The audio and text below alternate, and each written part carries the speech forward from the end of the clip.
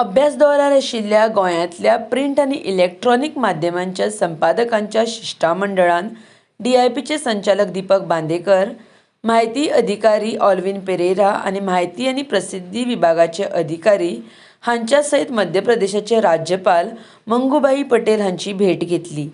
राज्यपालान विविध मुद्द्यांचेर चर्चा केली आनी मध्य प्रदेशांतल्या सिकल सेल एनिमिया आशिल्ल्या आदिवासींक जावपी त्रास उणे करपाची खात्री करपा खातीर घेतिल्ल्या उपक्रमांचेर भर दिलो।